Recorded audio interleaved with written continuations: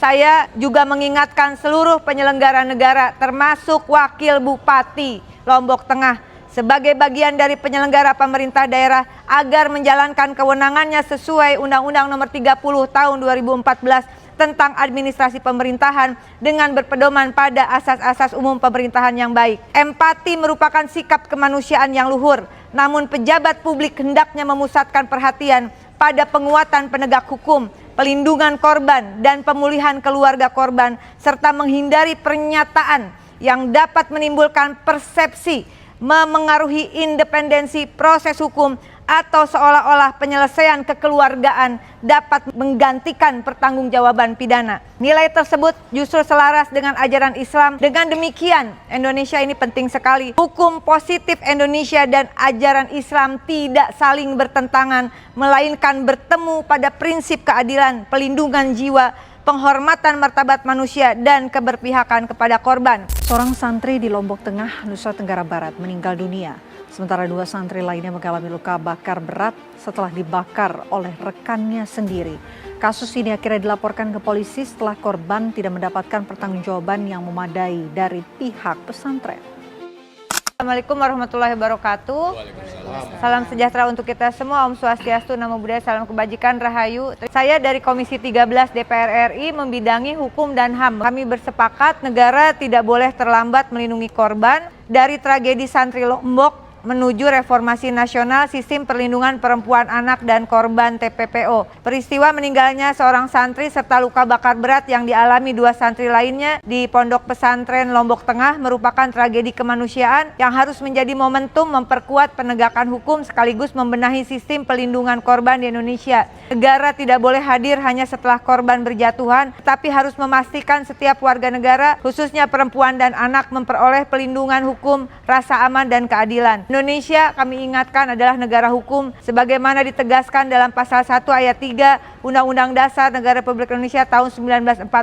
Konstitusi menjamin hak untuk hidup, pasal 28A, hak anak atas kelangsungan hidup, tumbuh dan berkembang, serta pelindungan dari kekerasan dan diskriminasi, pasal 28B ayat 2, hak atas kepastian hukum yang adil, pasal 28D ayat 1, hak atas rasa aman, pasal 28G ayat 1, serta menegaskan bahwa pelindungan, pemajuan, penegakan, dan pemenuhan HAM merupakan tanggung jawab negara, pasal 28I ayat 4. Prinsip konstitusional tersebut dipertegas dalam Undang-Undang Nomor 1 2023 tentang Kitab Undang-Undang Hukum Pidana, Undang-Undang Nomor 35 Tahun 2014 tentang perubahan atas Undang-Undang 23 2002, Undang-Undang Perlindungan Anak, dan Undang-Undang Nomor 18 Tahun 2019 tentang pesantren, serta Undang-Undang Nomor 3 Tahun 2026 tentang pelindungan saksi dan korban yang bersama-sama menempatkan pelindungan anak, penghormatan terhadap hak korban, dan penegakan hukum yang adil sebagai kewajiban negara. Saya menyampaikan apresiasi kepada Polda Nusa Tenggara Barat, khususnya Direktorat Reserse PPA dan PPO yang mengambil langkah cepat menangani langsung perkara ini, dan kabarnya dalam 1 bulan Kapolda mengingatkan bahwa sudah harus ada pelimpahan berkas ke Polda dan Kejaksaan, dari kepolisian ke kejaksaan. Langkah tersebut menunjukkan pentingnya keberadaan penyidik yang memiliki kompetensi khusus, berperspektif korban, dan mampu menghadirkan kepastian hukum secara cepat, profesional, dan akuntabel. Hari ini Selasa 14 Juli 2026, saya bersama kuasa hukum Pak Joko Jumadi begitu, dan perwakilan dari Direktorat Reserse PPA PPO Polda NTB dan juga dari Kementerian Perempuan Perlindungan Anak mendampingi korban dan keluarganya mengajukan permohonan pelindungan kepada Lembaga Pelindungan Saksi dan Korban untuk memastikan terpenuhinya hak korban atas pelindungan, pendampingan, pemulihan fisik dan psikologis, serta restitusi sesuai Undang-Undang Nomor 3 Tahun 2026 tentang pelindungan saksi dan korban. Kami menghormati sepenuhnya asas praduga tak bersalah sebagai prinsip negara hukum. Dalam ajaran Islam, prinsip tersebut sejalan dengan perintah tabayun sebagaimana firman Allah dalam Al-Hujurat ayat 6 yang mewajibkan setiap informasi diverifikasi sebelum diambil kesimpulan. Namun, penghormatan terhadap hak setiap orang yang menjalani proses hukum tidak boleh mengurangi hak korban untuk memperoleh keadilan, pelindungan, dan pemulihan. Saya juga mengingatkan seluruh penyelenggara negara termasuk Wakil Bupati Lombok Tengah sebagai bagian dari penyelenggara pemerintah daerah berdasarkan pasal 18 ayat 4 Undang-Undang Dasar 45, Undang-Undang Nomor 23 Tahun 2014 tentang pemerintah daerah, dengan perubahan terakhirnya Undang-Undang Nomor 9 2015 agar menjalankan kewenangannya sesuai Undang-Undang Nomor 30 Tahun 2014 tentang administrasi pemerintahan dengan berpedoman pada asas-asas umum pemerintahan yang baik. Empati merupakan sikap kemanusiaan yang luhur, namun pejabat publik hendaknya memusatkan perhatian pada penguatan penegak hukum, pelindungan korban, dan pemulihan keluarga korban, serta menghindari pernyataan yang dapat menimbulkan persepsi memengaruhi independensi proses hukum atau seolah-olah penyelesaian kekeluargaan dapat menggantikan pertanggungjawaban pidana. Nilai tersebut justru selaras dengan ajaran Islam dalam beberapa ayat begitu. Saya tidak sampaikan, tapi saya izin mengingatkan bahwa Rasulullah SAW menegaskan persamaan setiap orang di hadapan hukum. Itu juga ada hadisnya kalau saya tidak salah begitu dari Bukhari Muslim.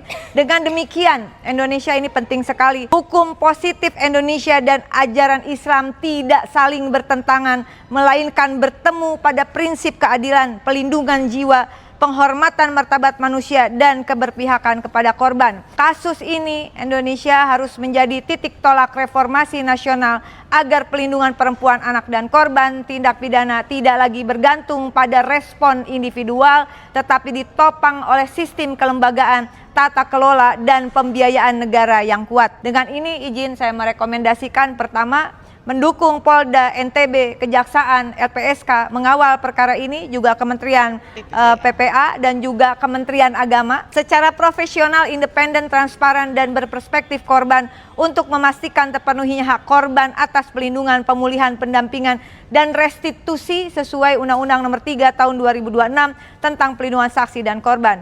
Kedua, saat ini baru terbentuk Direktorat PPA PPO di 11 Polda. Indonesia baru di 11 Polda dan hanya ada 22 satker di tingkat Polres seluruh Indonesia begitu dan Polresta, dan kasus ini bertambah banyak. Bisa dibayangkan ujung tombak lidik sidik akhirnya ada di pihak kepolisian. Oleh karena itu kami mendukung Presiden Prabowo Subianto melakukan reformasi kelembagaan Direktorat Reserse PPA dan PPO melalui revisi Peraturan Presiden Nomor 20 Tahun 2024 sehingga Direktorat Reserse PPA dan PPO dibentuk di seluruh Polda serta Satuan Reserse PPA dan PPO di seluruh Polres, Polresta, dan Polrestabes disertai penguatan organisasi, SDM, sarana prasarana, dan kebijakan dukungan anggaran yang memadai. Kami memohon dukungan dari Komisi 3 DPR RI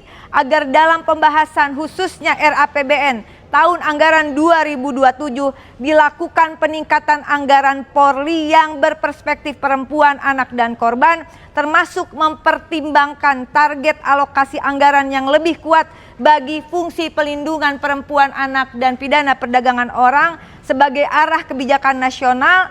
Izin kami mengusulkan sekurang-kurangnya 8% dari keseluruhan postur anggaran Polri. Mohon dengan hormat Pak Kapolri, jangan dianaktirikan anggaran untuk penanganan perlindungan perempuan dan anak dan pidana perdagangan orang.